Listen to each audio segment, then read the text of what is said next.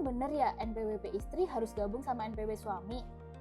Pada dasarnya, suami dan istri adalah satu entitas keluarga atau satu entitas ekonomi.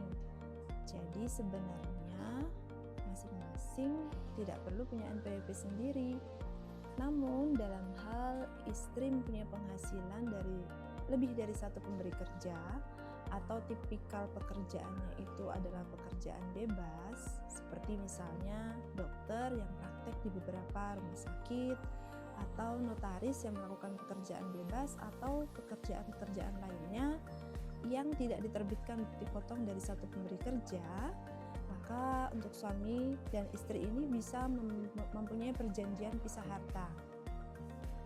Perbedaan antara pisah harta dan memilih terpisah itu adalah jika pisah harta berarti keduanya mempunyai perjanjian tertulis dari pengadilan. Sedangkan kalau memilih terpisah berarti istri secara kerelaan atau kesadaran sendiri memilih untuk melakukan kewajiban perpajakannya secara terpisah.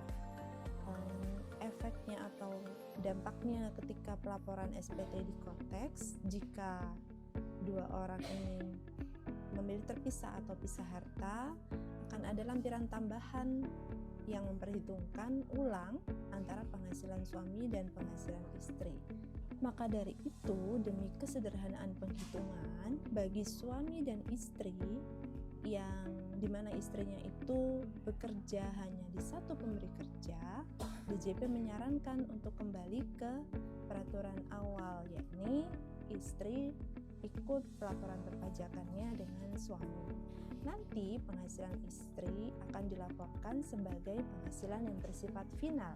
Jadi berapapun penghasilan istri dan berapapun PPh yang telah dipotong di sisi istri tidak akan mempengaruhi total penghasilan di induk SPT suami. Tapi kalau pas digabung kurang bayarnya jadi besar. NPWP sudah digabung tetapi SPT malah jadi kurang bayar lebih besar.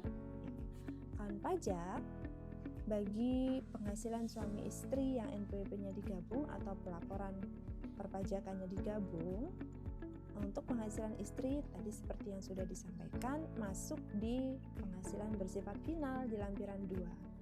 Nah, untuk mengaktifkan atau membuka lampiran 2 ini kawan pajak harus isi dulu, harus ada pernyataan dulu di induk SPT bahwa kawan pajak punya penghasilan yang bersifat final. Baru nanti penghasilan istri dimasukkan di lampiran 2 sebagai penghasilan istri dari satu pemberi kerja. Biasanya kurang bayar ini muncul karena penghasilan istri tadi terprepopulasi otomatis di lampiran 1D dan E. Efek dari sinkronisasi korteks terhadap data Dukcapil. Tidak apa-apa, kawan pajak bisa menghapus list atau penghasilan istri dari lampiran 1D dan E, kemudian memindahkannya di lampiran 2. SPT saya dan istri dari satu pemberi kerja, tapi kok bisa lebih bayar ya? SPT lebih bayar itu sebabnya bisa bermacam-macam. Yang pertama, silakan dicek nanti di lampiran L1E, yakni bukti potong terkait dengan penghasilan. Kawan pajak, bukan tidak mungkin di era korteks ini ada pihak-pihak yang menerbitkan bukti potong atas nama seseorang dengan mencantumkan NIK seseorang padahal salah, sehingga bukti potong tersebut terprepopulasi di korteks yang bersangkutan. Makanya kalau kawan pajak menemukan ada bukti potong atau penghasilan yang ini bukan penghasilan saya nih, kawan pajak berhak untuk menghapus bukti potong atau penghasilan tersebut. Karena rata-rata yang menyebabkan lebih bayar adalah adanya bukti potong tidak final di luar penghasilan dari satu pemberi kerja. Yang kedua adalah perbedaan PTKP. Jadi kawan pajak yang bekerja di satu pemberi kerja dibuatkan oleh kantornya bukti potong A1 untuk swasta atau A2 untuk PNS TNI Polri. Nanti kawan pajak bisa unduh bukti potong tersebut di dokumen di portal wajib pajak. Nah, silahkan dicek PTKP yang dicantumkan pada bukti potong tersebut apakah sudah sesuai dengan kondisi yang sebenarnya. Nah, penyebab lebih bayar adalah perbedaan PTKP. Jadi di bukti potong mungkin PTKP-nya K0 lalu di korteksnya kawan pajak ternyata tidak sama. Jadi silahkan di cross check. Lalu kalau berbeda bagaimana? Kalau memang bukti potong yang diterbitkan oleh pemberi kerja itu salah, maka ya lebih bayar itu wajar sekali. Lebih bayar bukan sesuatu yang harus ditakutkan. Tapi wajib pajak harus mempersiapkan antara lain rekening tujuan pengembalian sebelum bisa melaporkan SPT.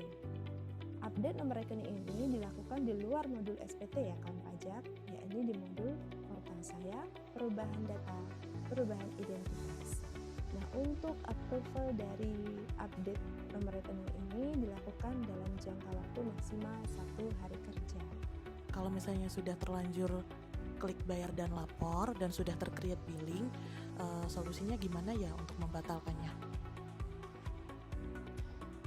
Baik kawan pajak, seumpama SPT tahunannya dengan ada status kurang bayar dan sudah terlanjur membuat kode billing, sudah bayar dan sudah kirim tuh bayar dan lapornya, terus masih kurang bayar kan akan keluar billing. Nah, jika ingin membatalkan billing tersebut, billing kurang bayar tersebut itu dengan di menu, nanti bisa dicek di menu pembayaran, kemudian didaftar kode billing yang belum dibayar, kemudian nanti digeser ke kanan, terus klik batal.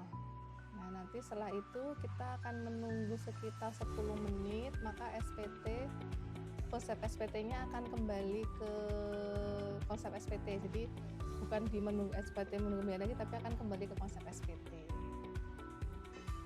Bila terlanjur lapor SPT lebih bayar, itu bisa pembetulan atau tidak ya? Nah, untuk SPT yang statusnya lebih bayar, jika sudah terlanjur dikirim bayar dan lapor ya, sudah terlanjur dilaporkan, maka kalau untuk proses pembetulannya itu tetap bisa, cuman untuk proses lebih bayarnya tetap akan diproses. Jadi nanti akan ada penelitian dan pemeriksaannya juga untuk mengetahui sudah benar apa belum lebih bayarnya. Jadi itu tidak akan mengubah status SPT-nya nanti menjadi nihil. Jadi tetap yang lebih bayar tetap akan diproses karena di kotak ini menggunakan konsep delta. Jadi SPT lebih bayarnya tetap akan diproses dan nanti SPT pembetulannya juga tidak menggantikan SPT normalnya.